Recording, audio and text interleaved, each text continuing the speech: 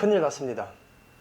모든 주식시장 그리고 암호화폐 시장까지 완전 망하게 생겼습니다. 그리고 빨리 신속하게 한 며칠 길어봤자 열흘 보름 왜 모든 시장들이 망하는지 그래도 어떻게 하면 나는 부자가 될 수 있는지 나는 이득을 볼 수 있는지 예를 들자면 소로스는 항상 시장들이 망할 때 조지 소로스 아시죠?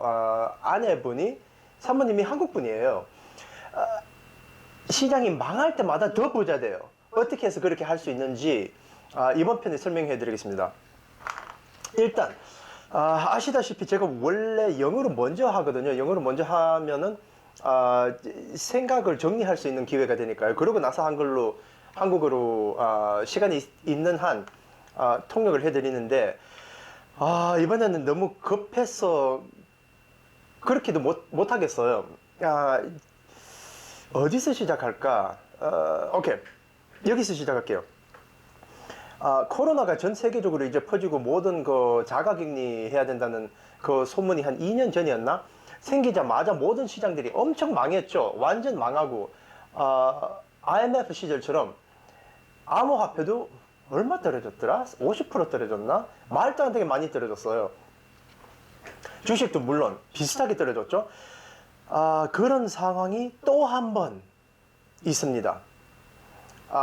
확률적으로 이런 일이 있을 확률은 몇 프로냐? 아무리 애매하다고 해도 한 82, 3% 넘는다고 봐야 됩니다. 그러면 거의 확정되는 거죠. 그 정도로 다시 떨어지는데 코로나 때 자가격리 그리고 비행선들이 다 이제 멈출 때 비행장들도 다 닫고 그리고 서플라이 체인들이 다 무너졌을 때는 그래도 주식 시장들이 떨어졌다가 바로 다시 반등해서 바로 올라왔죠. 그때 샀으면 바로 부자 되는 거예요. 이번에는 그렇게 안 돼요. 이번에는 떨어졌다가 오랫동안 몇 개월 최악의 경우에 몇 년 동안 밑바닥에서 오르락내리락 할 거예요. 이렇게 생각하세요. 그러면 어떻게 되느냐? 대기업까지도 망하느냐? 제일 처음에는 어떻게 되냐면 코로나가 처음 시작했을 때 주식시장들이 망하고 자가격리 하라 그랬을 때 어떤 기업들이 망했죠? 소기업, 중기업들이 다 망했어요. 이제는 어떤 기업들이 망할까? 이제 중견기업, 대기업들까지 망하게 생겼어요.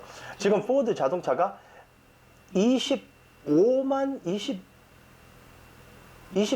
개인가 25만 개의 자동차를 완성을 못하고 있대요. 반도체를 못 받았어. 그냥 쓰레기 폐차예요. 25만 개 새 뉴 폐차들 판매되기도 전에 이제 쓸모없는 차들이 돼버렸죠. 지금 바로 이 날짜로 그 뉴스가 떴어요. 그런데도 내가 부자 될 수 있다고, 그런데도 떨어지면서도 내가 이윤을 볼 수 있다고, 조지 소로스가 하는 똑같은 방식으로 short 하면은 돈 벌 수 있습니다. 그래서 어떻게 short를 하는지 설명드리고, short 하는 것에 대한 위험 요소들도 설명드릴 거예요. 근데 그러기 전에 좀 더 큰 그림을 설명드려야 되겠습니다. 왜 또 코로나 때처럼 떨어지느냐? 진짜 큰 그림을 말씀드리면 그 친구 있죠? 옛날 전에 테드 카진스키인가? 유너바머 기억하시죠? 유너바머는 미국 정부 IRS랑 미국 국세청 그리고 어떤 다른 정부 기관들을 폭탄시켜서 사람들 살해했어요. 그래서 이제 미친놈으로 감옥서 가게 됐는데 그거 아시는지 모르겠는데 그 친구가 하버드 대학교 졸업생이에요. 하버드 대학교 나갔어요. 천재예요, 천재. 근데 그 친구가 왜 그렇게 했는 줄 알아요? 뭐라 그랬냐면 이건 2, 30년 전의 얘기인가? 지금 이 방향성으로 시장, 국제 시장과 인더스트리, 산업이 계속하면 일반 사람들은, 대부분의 사람들은 그냥 노예가 다시 될 수밖에 없다. 그래서 지금 완전 IT 기업, 테크놀로지 그런 걸 다 망가뜨려야 된다. 그래서 사람들이 다시 호미짓하고 논밭에 가서 농사 지어야 된다 라고 했어요. 미친놈 같은 소리죠. 30년 전에는. 지금은 어떻게 됐을까요? AI랑 로봇, 어셈블리 라인, 테슬라 팩토리 가봤어요? 테슬라 팩토리 사진 봤어요? 자동차 엄청 많이 만드는데 테슬라 그 큰 완전 야구장만큼, 축구장만큼 큰 공장 속에서 다 기계들이 일하고 인간은 3명이 일해요. 인간 3명. 자동차 수천 개 만드는데 인간은 3명만 일한다니까요. 알파고 한국 그 바둑 챔피언 전 세계 국제 2세돌 이겼죠. 인공지능. 아마존 그리고 이제 쿠팡 그리고 중국 물류 배송 회사들도 보면 다 로봇가 해요. 사람들이 할 일이 없어졌는 거예요. 사람들이 할 일이 없어졌는데 어떻게 되느냐? 계속 더 당당해지고 계속 더 이제 재벌들 부자들한테 너희들 세금 더 내야 된다 하니까 2, 30년 전부터 이 부자들은 하는 일이 미래를 예측하는 일이잖아요. 미래를 예측해야지 미리 10년 전에 사업을 만들어 놓고 그때 가서 부자 되는 사람들이 여유가 있으면 그렇게 할 수 있죠. 미래 예측해 가면서 10년 후에 어떻게 돈 벌까 머리를 굴릴 수 있겠죠. 여유가 있으니까. 이런 사람들이 이걸 벌써 보고 어떻게 했느냐? 5년 전만 해도 5, 6년 전만 해도 WEF World Economic Forum에서 계속 그러는 거예요. 가면 갈수록 사람들이 할 일이 없어지는데 실직자들이 다 대부분일 텐데 그럼 어떻게 하지? 소고기 먹으면 비싼데 그래서 어떻게 했냐? 소들 방구 때문에 이거 제가 농담 같죠? 아니, 소들 방구 때문에 글로벌 워밍, 전 세계적인 온실 효과, 세계적인 온도가 올라간다고 해서 소를 없애야 된다는 거예요. 소를. 그래서 지금 네덜란드, 유럽에는 네덜란드가 제일 음식이랑 에너지를 많이 공급하거든요. 네덜란드 농부들한테서 땅을 뺏으려고 그러고 있는 거예요, 지금. 농부들에 대한 공격인 거예요. 근데 농부들에 대한 공격을 해야지만 이 재벌들이 일반 사람들한테 세금 더 내라고 공격을 안 받아요. 왜냐하면 일반 사람들은 밥 먹을 것도 없고 돈 벌 수도 없으니까 어디 부자들한테 돈을 달라 그러겠죠. 그래서 어떻게 하느냐? 소 농장들을 없애버리고 농부들을 없애버리면 어떻게 되느냐? 먹을 게 없어지는 거예요. 먹을 게 없어지면 한국의 한우가 얼마나 비싸요? 소고기 조금 먹으려고 그래도 10배, 20배 가격이 더 올라가요. 그럼 일반 사람들은 아예 못 먹죠. 이건 미국 언론, 영어로 되는 언론, 유럽 아니면 영어로 되는 언론을 안 보면 WEF라는 조직을 모르면 조금 이따가 WEF가 어떤 조직인지 더 깊이 설명드리면 완전 소름 끼쳐요. 잠깐만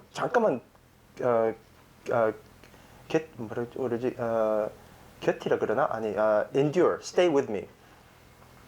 버티세요. 그래서 1년 전인가 2년 전인가 이건 검색하세요. 앤젤리나 졸리랑 할리우드의 스타들을 다 모집해서 무슨 캠페인을 시작했는 줄 알아요? 2가지.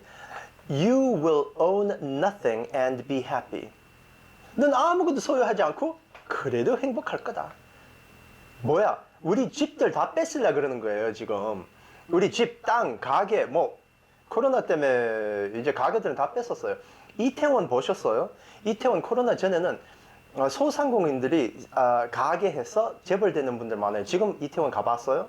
그 이태원 그 거리들이 망했을 동안, 아니면 명동 거리들이 망했을 동안 소상공인들이 나가고, 이제 누가 들었는 줄 알아요? 가로수길이랑 똑같아요. 대기업들 쫙 대기업 소유예요. 이제 일반 사람들은 2년 3년 동안 버틸 재력이 없으니까 얘네들 털어내버리고 대기업들이 쑥 들어가는 거예요. 이제 좀 화내려고 하죠. 그래서 앤젤리나 졸리랑 이거 검색해요. 앤젤리나 졸리 You will own nothing, 아니면 WEF 검색해보세요. 구글 해보세요. 그러고 나서 앤젤리나 졸리한테 무슨 부탁했냐면, 아니 그런데 아무것도 소유 안 하는데 그래도 행복하다. 그래도 먹을 건 있어야 될 거 아니야. 뭘 먹이지? 건축 먹이자. 그래서 바퀴벌레, 비틀즈가 뭐예요? 온갖 곤충들, grasshopper, 그런 애들 먹으라고 앤젤리나 졸리가 무슨 곤충이더라? 바퀴벌레를 먹는 것 같아요. 바퀴벌레인지 무슨 다른 벌레를 구웠는, 삶으면 번데기 같으니까 맛없어지잖아요. 이상한 냄새 나니까 굽고 마늘이랑 뭐 초콜릿 뭐 어떻게 해가지고 앤젤리나 졸리가 먹는 광고가 있어요. 검색해 보세요. 그래서 일단 유너바머가 미래 예측했는 미래가 이제 왔어요. 30년 후에 IT 기술, 로봇이랑 AI 때문에 일반 사람들은 할 일이 없어지니까 부자들한테 부담을 주니까 부자들은 오히려 일반 사람들을 더 제어해야 되겠다, 더 제압해야 되겠다, 그래서 일반 사람들의 힘을 뺏으려고. 근데 이건 다 너무 큰, 이거 말도 공산주의 픽션 같아죠. 전혀 아니에요. 다 하나하나씩, 제가 하는 말 하나하나씩 검색하면 다 WEF한테서 나와요. 근데 아니 나는 왜 WEF라는 걸 처음 듣지? 들어보셨어요? 지금 시청자, 우리 구독자분이 10대면 WEF의 더 큰 조직을 모를 거예요. 20대면 들어봤는데 뭔지 실감이 잘 안 날 테고, 40대, 50대면 이제 알 거예요. WEF는 World Economic Forum이거든요. 전 세계에서 제일 재벌들이랑 정치인들이 모여서 그냥 대화하는, 전략 짜는 그런 모임일 뿐이에요. 근데 그 모임 이름은 그거고, 그 모임 주체, organizer. 그 모임 뒤에 있는 조직은 어떤 조직인 줄 알아요? IMF예요. IMF, International Monetary Fund. 아니, 이게 무슨 뜻이냐? 이게 어떻게 해서 주식 시장이 망하고 크립토가 망하고 비트코인이 다 망하고 그래도 살아날 수 있는 방법이 어떤 건지 알려면 나의 돈을 뺏고 나의 재산을 뺏으려는 적이 누군지를 알아야 될 거 아니에요. 그래서 그 적을 뚜렷하게 알아내면은, 그러면 그 적에 대한 올바른 조치, 더 정확한, 더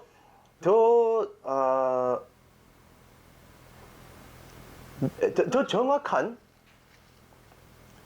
tailored, custom tailored, appropriate, 적절한 반응을 할 수 있겠죠. 그래서 여기까지 설명드립니다. IMF가 지금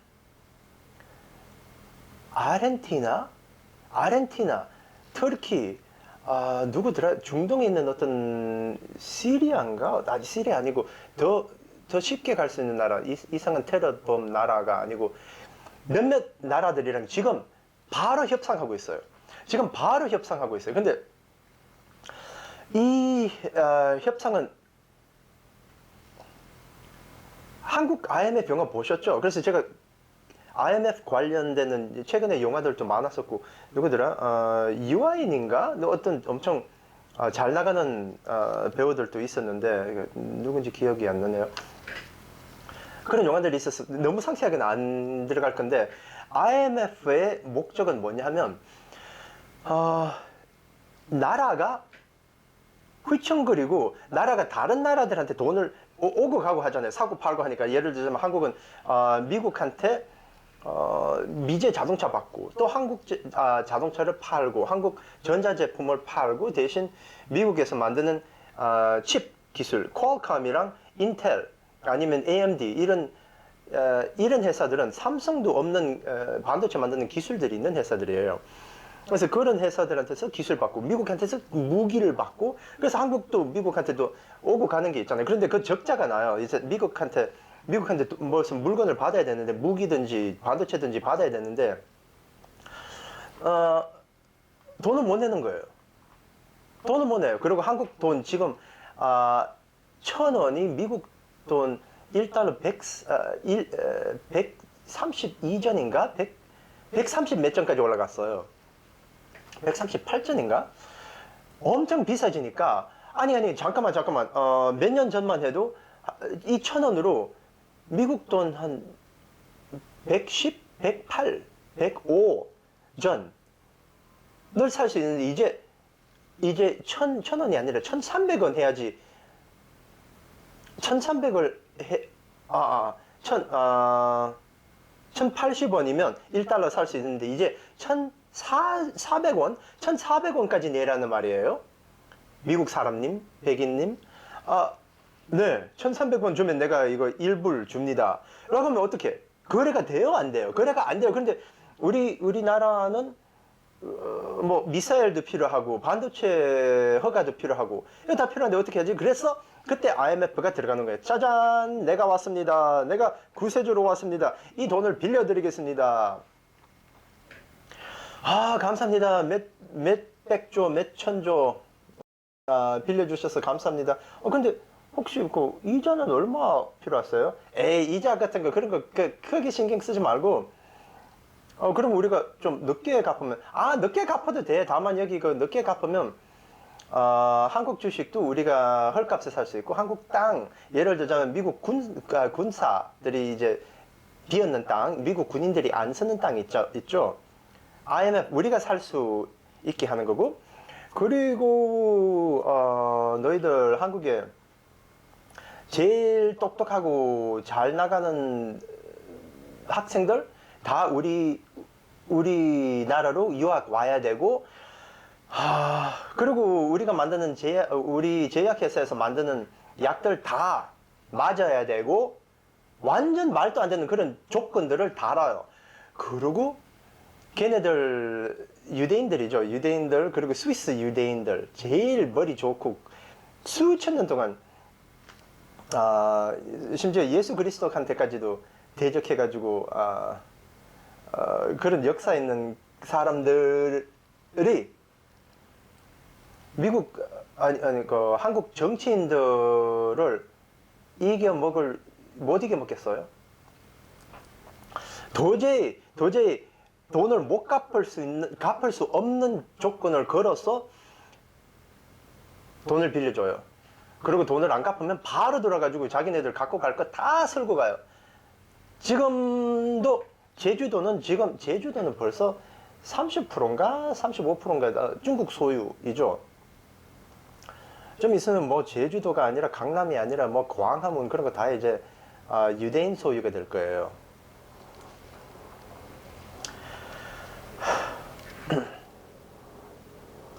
그런데 IMF International Monetary Fund 들어가면 펀드인데? 아니 잠깐만, IMF가 이렇게 악한 조직이라고? 근데 조직이 아니고 그냥 펀드잖아. 그냥 돈 따발 아니에요? 돈 엄청 많은 돈 펀드인데, 그냥 돈이 많은 봉지, 뭐 여행 가방 돈이 가득 찬 여행 가방 아니야? IMF International Monetary Fund. 근데 그럼 그 뒤에 사람은 어디 있냐? 그 뒤에 사람들은 누구냐? 누가 이러고 있느냐? IMF한테 돈은 누가 주는 줄 알아요? 그 돈이 올 때가 있어야 될 거 아니에요? 출처라 그러나? 돈이 어디서 와요? 그냥 여행 가방에 5만 원짜리 따발 돈들이 그렇게 많이 그냥 허공에서 나타나는 건 아니죠. 누가 그 돈을 만들어서 그 여행 가방에는 넣어야 될 거 아니에요. 펀드를 만들려면. 누가 거기다가 돈을 넣었느냐 하면 이건 다 한국 서울대 비즈니스 스쿨 같은 데 가면 이런 거 설명해 드려요? 왜 궁금하냐면 하버드 MBA 아니면 콜롬비아 MBA 받으면 이런 거 전혀 설명 안 해드려요. 이거 진짜 설명을 안 해요. 저도 놀랐어요. 저도 진짜 놀랐어요. 그래서 제 트위터랑 우리 페이트리언 그룹에 보면 그런 분들이 많아요. 나는 지금 PhD 박사학위를 경제학 박사학위를 따고 있는 과정인데 이런 거 처음 듣는다고. 그럼 다 확인해 보니까 다 맞더라. 근데 내가 왜 하버드 다니면서 이런 걸 몰랐지? 라고 하는 사람들이 두세 달마다 항상 있어요. 항상 그런 쪽지가 들어와요. 근데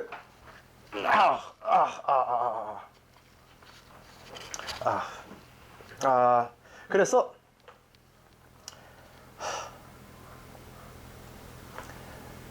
이 사람들은 누구냐? IMF에다가 돈을 넣는 사람들은 돈이 제일 많은 사람들이에요. 돈이 제일 많은 사람들은 누굴까? Banks, 은행들이에요. 은행? Like 신한은행? Bank of America? No. 중앙은행. 중앙은행들이에요. 아니 중앙은행은 또 뭐야? 농협 중앙지점 말하는 건가? No. 중앙은행이라는 게 또 따로 있어요. 국제적으로 돈을 송금하든지 돈을 받든지 하면 아니면 유학 갈 때 큰 돈을 자녀들 아니면 식구들한테 보낼 때 중앙은행을 한번 살짝 터치할 때가 있어요. 이건 중앙은행이 뭔지 아는 사람들도 좀 있으니까 이건 간단히 터치하고 넘어갈게요. 중앙은행들의 연합이 IMF한테 돈을 주는 거예요. 그 연합 조직 이름은 BIS라고 해요. Bank of International Settlements. BIS라고 또 검색해보면 엄청 뚱뚱한 진짜 완전 한 300kg? 200kg 되는 어떤 백인 아저씨가 그 회장인데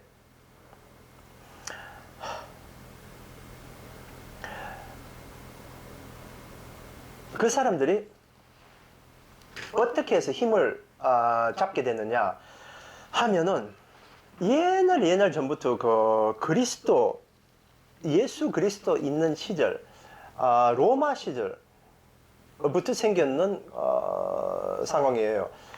이건 너무 길게 말하면 짧게 말할게요. 로마 시절부터 있었는데 로마 시대부터 어떻게 되냐면 그리스도인 성경을 다 쓰잖아요. 그런데 그리스도인 성경을 서면서 믿으면서 사용하면서 따르려 그러면서 뭐가 나오느냐? 성경에 보면 너희들은 너희 형제들에게는 이자 받고 돈을 빌려주지 말아라. 그거였어요 성경에. 오케이, 그럼 이자는 못 받는데 그러면 아니 잠깐만 이자 받아야 되는데 어떻게 하지? 그때 유대인들이 들어와서 내가 해줄게. 그렇게 되는 거예요. 그때 유대인들이 들어와서 돈은 나한테 주고 내가 관리해서 정확히 이자를 또박또박 받아낼 테니까 그러면 나는 너 형제가 아니지? 나는 유대인이고 너는 크리스천이니까 돈은 나한테 주고 내가 관리해주고 내가 너 형제 다른 크리스천한테 빌려줄 테니까 나는 거기서 2% 이자 3% 4%만 주라 하는 거예요. 근데 그 크리스천 형제 입장으로서는 2% 이자는 5% 이자는 물론 기꺼이 내드리죠 라고 해요. 컴파운드 인트레스트를 모르니까. 지금 변동금리 대출 받는 사람들 많죠.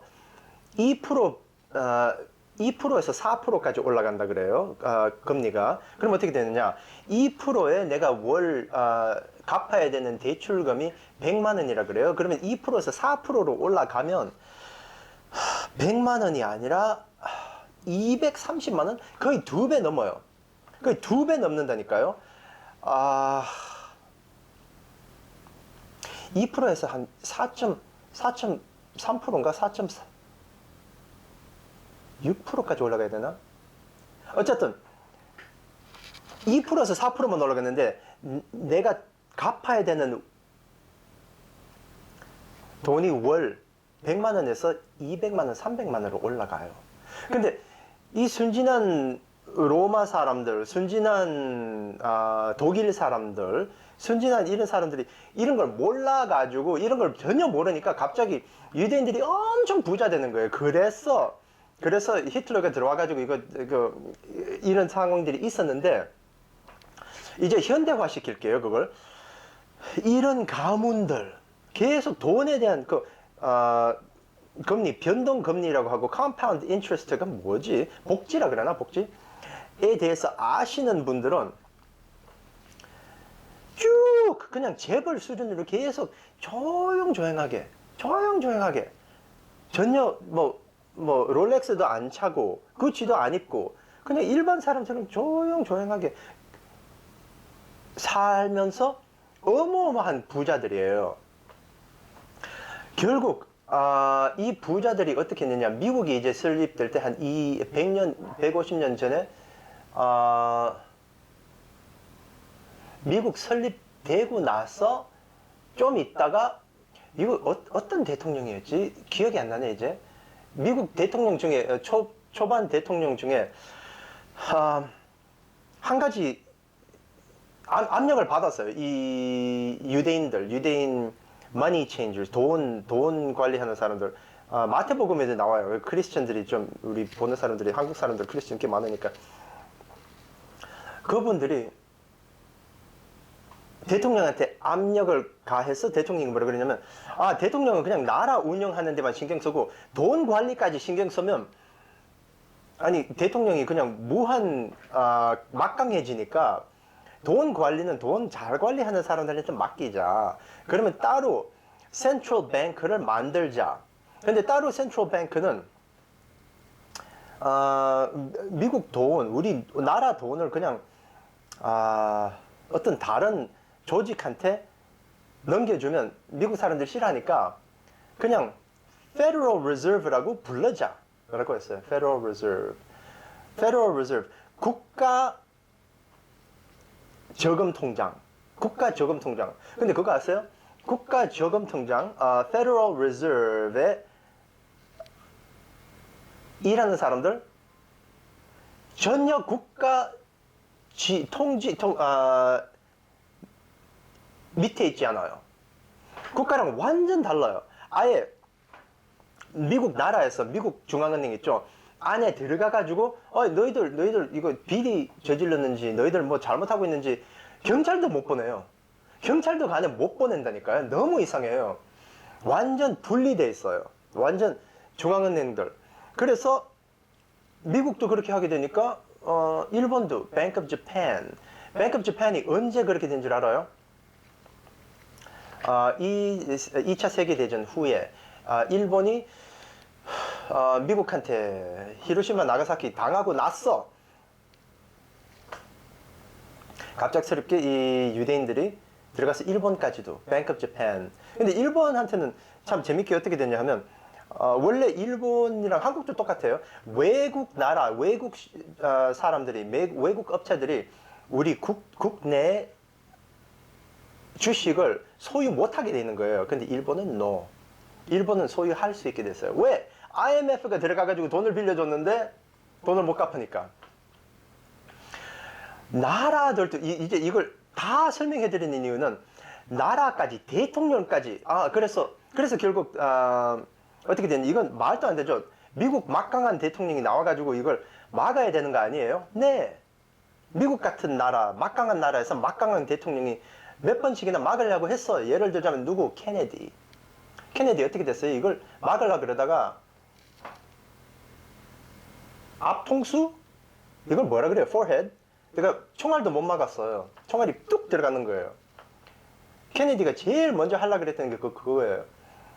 센트럴 뱅크, 중앙은행의 역할을 나라 밑에, 그리고 중앙은행한테 계속 돈을 빌리고 금리를 당하고 뭐 중앙은행들이 다 금리를 조정하죠. 그거 아시죠? 그러다가 죽었어요. 그래서 트럼프도 들어가지고 뭐 어떻게 하려고 그랬는데 갑자기 이상한 투표 비리 때문에인지 뭔지 아무도 모르죠, 아직도. 어쨌든 핵심은 이거예요. 대통령도 죽일 수 있고 나라들도 흔들고 휘청휘청거리게 만들 수 있는 그런 막강한, 로마 시대 때 예수님이 어떻게 했어요? 예수 그리스도가 그거 성전 앞에서 돈 장난하고 있는 사람들을 줄로 회초리를 만들어 다 쫓아냈죠. 똑같은 사람들이에요. 걔네들이에요. 가다.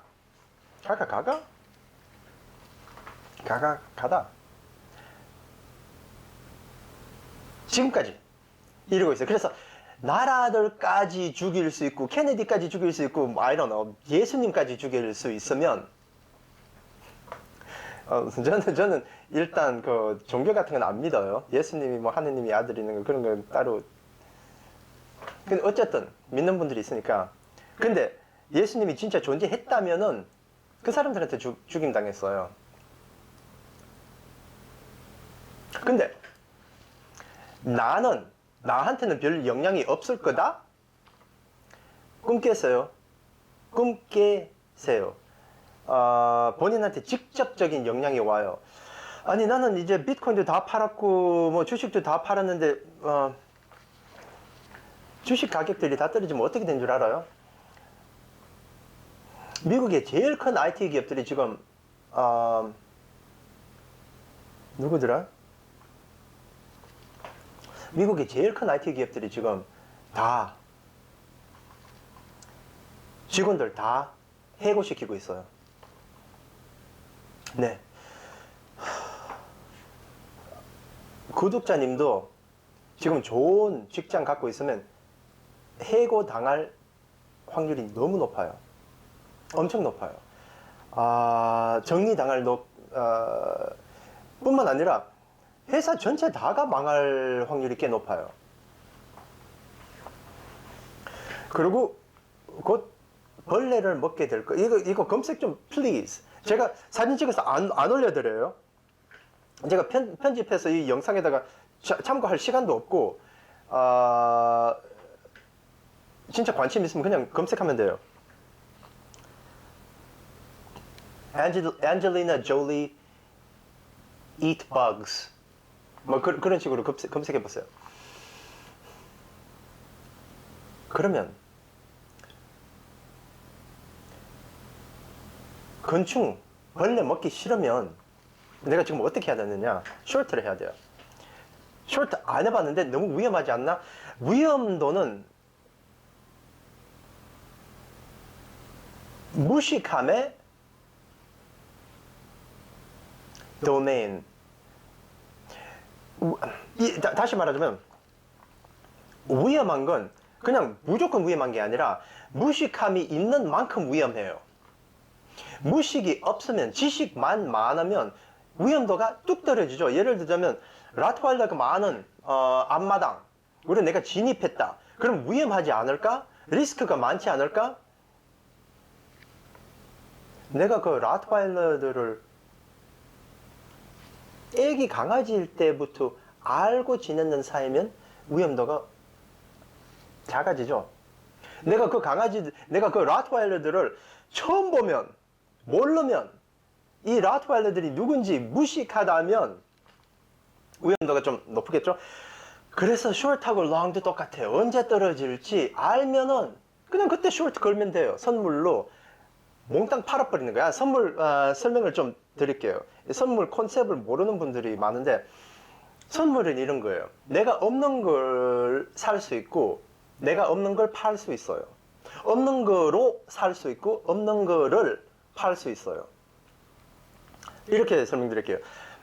내가 1,000원 있다. 그럼 1,000원어치 무슨 주식을 살 수 있어야 될 거 아니에요. 10,000원어치 살 수 있게 해주는 제도예요. 좀 뭐가 수상한데? 잠깐만요. 내가 지금 주식을 팔아야 된다. 근데 나 지금 주식 없는데 팔 수 있어요. 얼마나? 엄청 많이 팔 수 있어요. 아니 내가 주식을 팔려면 먼저 사야 되는 거 아니야? No. 주식을 안 사고 남의 주식을 그냥 팔아버리는 거예요. 에? 그게 어떻게 돼? 오케이. 엄청 빨리 설명해 드릴게요. 담보를 잡아야 돼요. 담보를 잡혀요. 그래서 내가 예를 들자면 비트코인 하나가 뭐 얼마라 그래요 지금? 아니면 이더리움 와 좀 떨어졌다.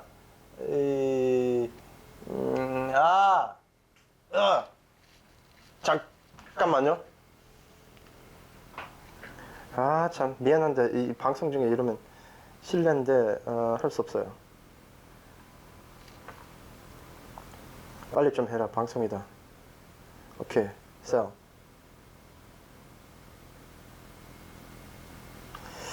이만큼 이라도 할까? 오케이. 좀 낮아. 지금 제가 팔고 있어요. 선물로. 지금 이더리움 가격이 1356불이에요. 1356불인데 1356불어치 이더리움을 팔면은 이더리움 하나밖에 못 팔잖아요.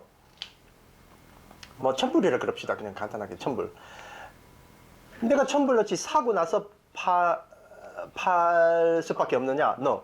어떻게 하냐면 딴 사람들이 지금 이더리움을 갖고 있잖아요. 걔네들 거를 그냥 팔아버리는 거예요. 에이? 어떻게 남의 이더리움을 내가 팔아? DeFi라는 게 있잖아요. DeFi.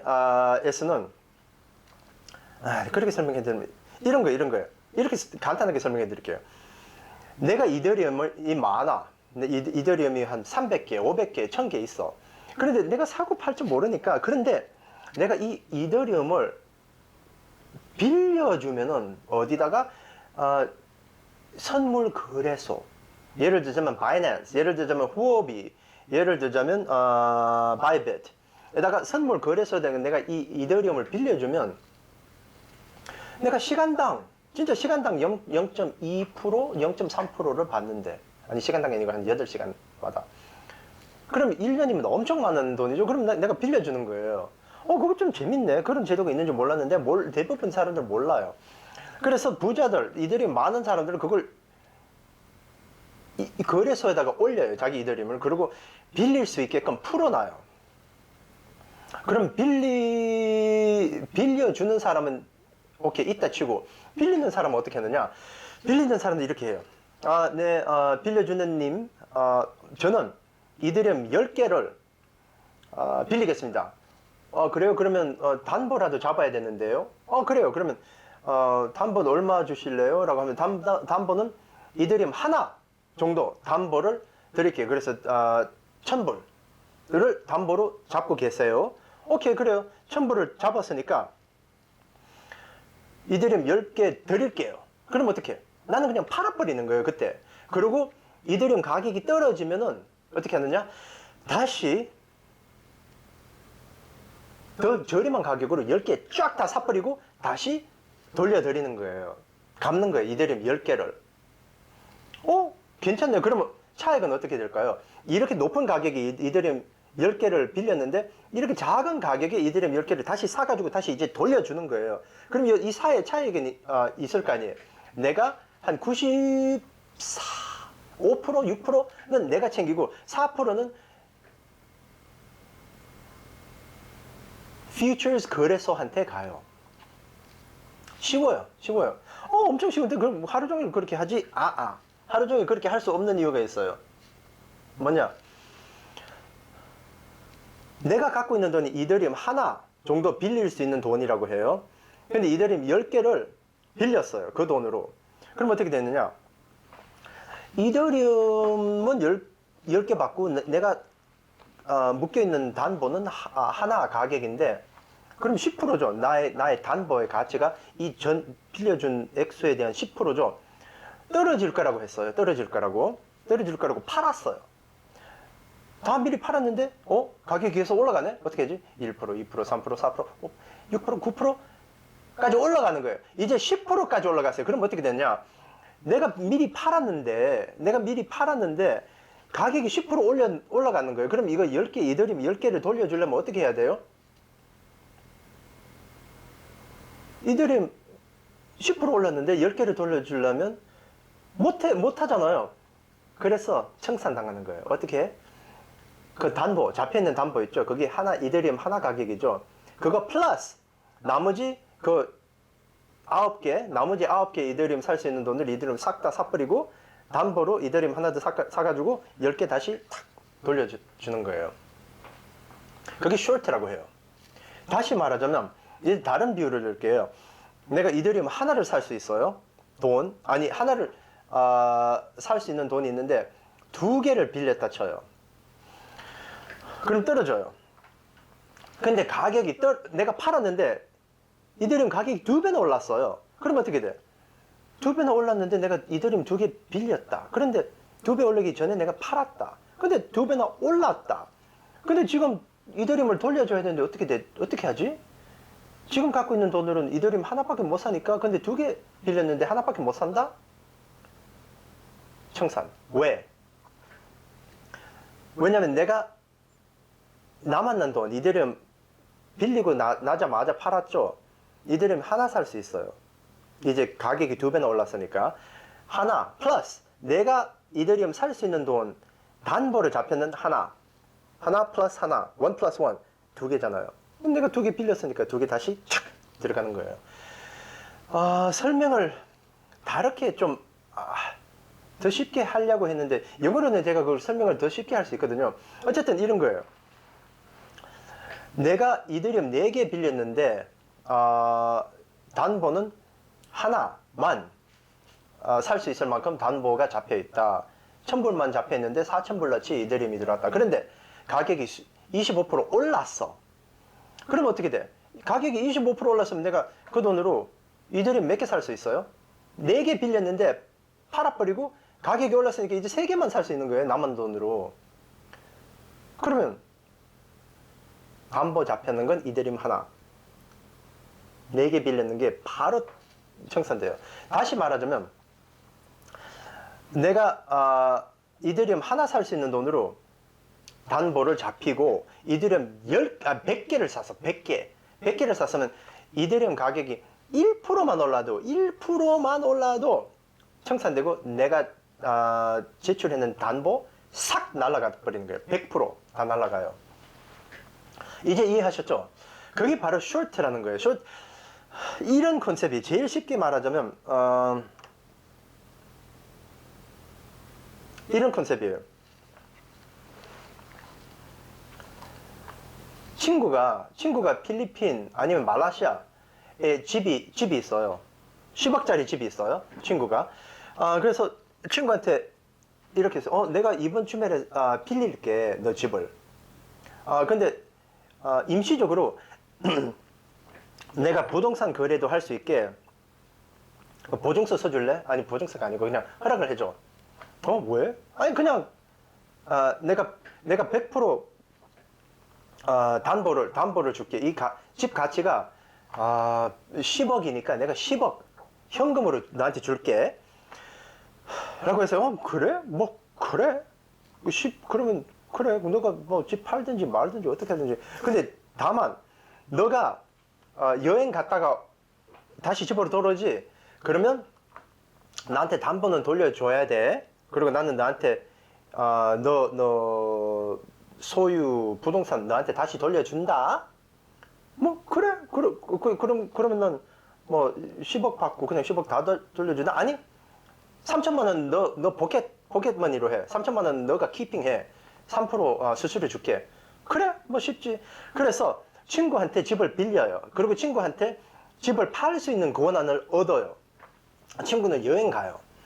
담보는 이제 내가 줬으니까 친구도 뭐 뿌듯하게 10억이 복에서 있고 그 중에 돌려주고 나서도 3천만 원 남으니까 좋다. 신난다 해서 여행 갔는데 나는 전문이 뭐야? 나는 전문이 meteorologist예요. meteorologist. meteorologist는 언제 태풍이 오는지 그걸 아는 사람이에요.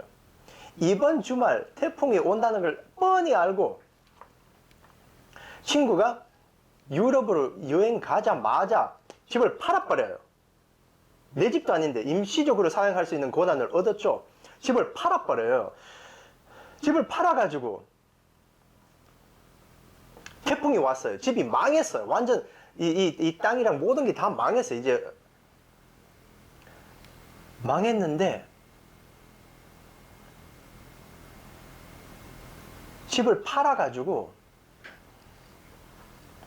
다른 소유자가 이 집을 사자마자 집이 망했는 거예요. 그러면 그 다른 소유자는 그냥 재산 파탄하고 망했는 거죠. 근데 내가 친절하게, 내가 착하게 들어가서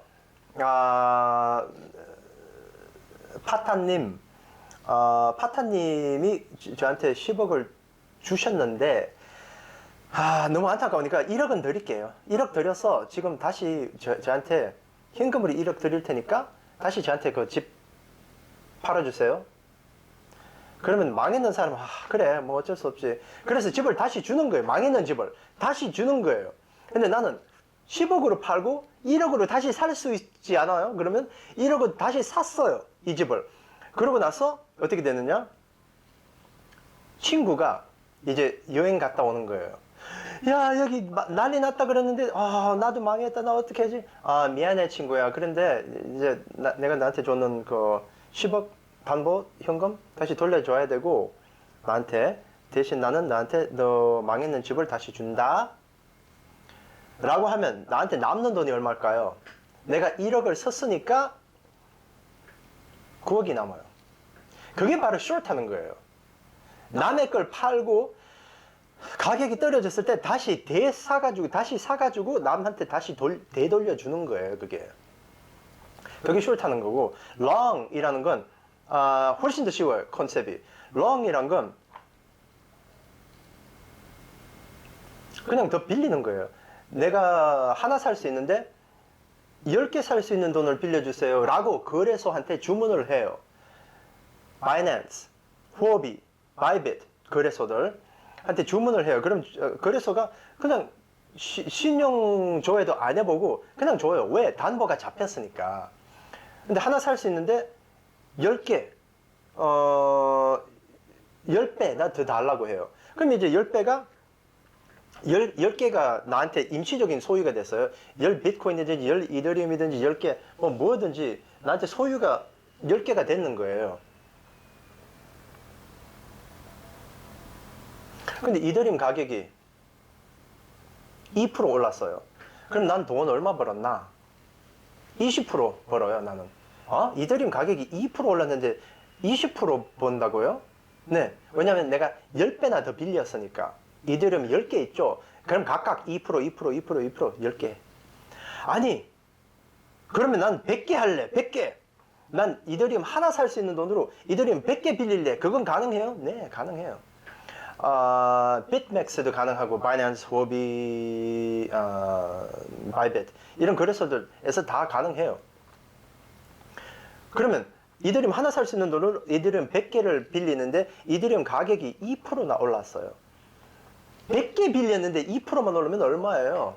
200%. 나는 이더리움 하나를 담보로 잡혔는데 갑자기 이더리움 가격이 2%만 올랐는데 짜잔, 이더리움이 2개나 생겼다. 2% 곱하기 100.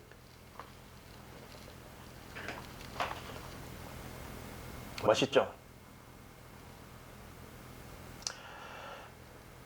아니, 그러면 똑같아요. 위험도는.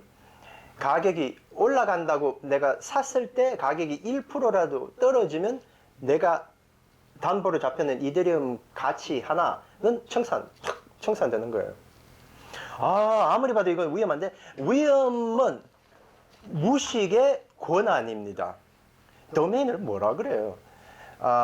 Risk is a function of ignorance.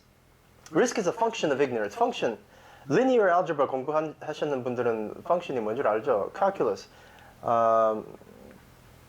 function이라는 건 무식하면 위험해요. 근데 저희는 정확히 여기서는 1%도 안 오른다. 정확히 여기서는 1%도 안 떨어진다. 여기서는 0.3%만 오락가락 팡 떨어진다. 여기서는 0.3%만 오락가락 팡 올라간다. 그것까지 다 예측할 수 있으니까 그게 가능해? 이건 이 정도는 보여드려야 되나? 오케이, 이 정도는 보여드릴게요. 이제 본다. 나는 삼촌이 미래에서 온 댓글을 남겨요. 미래에서 온 삼촌이라고. 전 세계가 망하고 대기업들도 폐업하고 전문직 분들도 실직 할 것 같은 그런 상황에서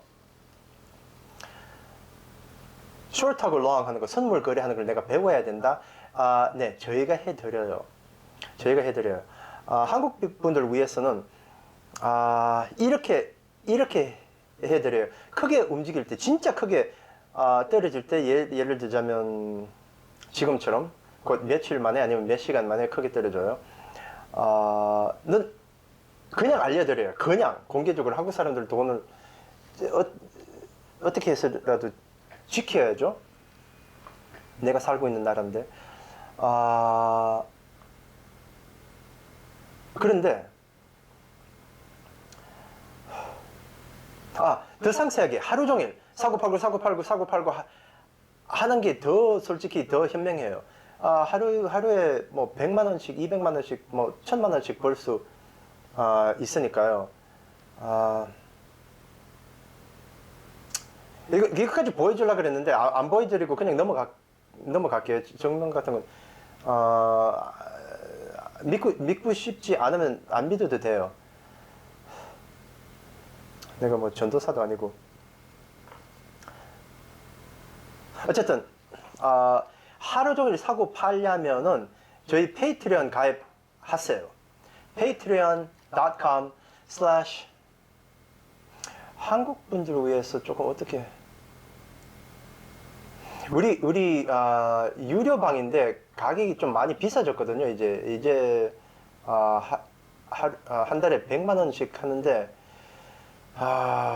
여기다가 콘텐츠를 올려 드릴게요. 한국 분들을 위해서는. 여기는 반의 반값이에요. 아직 다른 많이 안 쓰는 사이트인데 patreon.com/ cryptofundmanager cryptofundmanager 들어가시면 반의 반값으로 가입하실 수 있고 하루 종일 제가 그리고 커뮤니티 멤버들이 도와드려요. 이건 short는 어떻게 하느냐, long은 어떻게 하느냐. 그리고 담보를 잡는데 돈을 빌리는 거죠. 돈을 빌리니까 이자가 세요. 8시간마다 이자를 내야 되니까 뭐 0.2%? 큰 돈은 아닌 것 같은데 8시간마다 그렇게 당해봐요. 고리대금 업체? 고리대범 업체? 그거 아저씨 하는 거, 그거 있잖아요. 아저씨 영화. 그런 식으로 좀 3, 4일 동안 거래가 완성되지 않으면 비싸져요.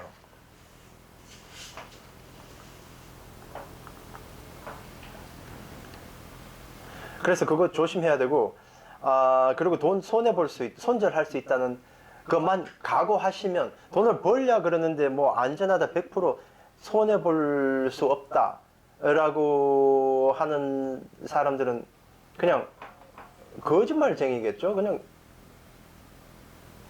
인생에 뭘 얻으려면 항상 리스크가 있어요. 제가 하는 역할은 그 리스크를 최소화시키는 역할이라고 보시면 됩니다. 이제 어떻게 해야 되는지 아시겠죠? 누가 우리 구독자님의 돈을 뺏으려는지 아시겠죠? 30년 전 우리 아버지 세대, 우리 삼촌 세대에 villain, 악역이 다시 등장했어요. 그래서 건충, 벌레 맛에 익숙해지든지 아니면 지금 저랑 같이 부자 됐어요.